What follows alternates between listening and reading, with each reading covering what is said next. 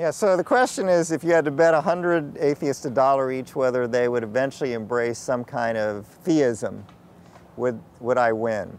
Don't know the answer, of course. You know, anytime you want to ask what other people believe, you need to ask them. But an interesting story is one of the most outspoken and adamant atheists of the 20th century was a guy named Anthony Flew. And Anthony Flew wrote volumes supporting atheism from a philosophical viewpoint. And as Anthony Flew got older, he looked at some of the evidence that had been presented to him, evidence about fine-tuning, evidence about the origin of the universe, and he eventually became a theist, believing that there was some kind of deistic God out there. And I really do believe that that case study is a good example of what happens when you go to the evidence with an open mind.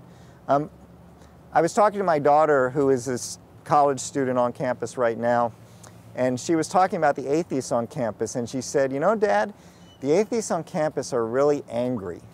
And I thought that was an interesting comment. And you know, this is not my comment, it's my daughter's observation. And that observation says to me that a lot of the arguments against God by atheists or others are not intellectual arguments. They're emotional, moral, and will arguments. You don't get angry at someone because they've harmed you intellectually. You get angry at someone because you think they've harmed you emotionally or another way.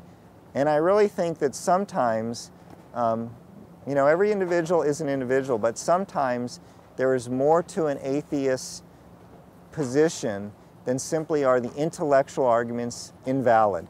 If the intellectual arguments were invalid, I wouldn't be a Christian. The intellectual arguments are valid. They're not proof, but they're strong evidence for the existence of a supreme being. And I think when you look at that, whether or not you embrace it, you see the viability in embracing such an argument.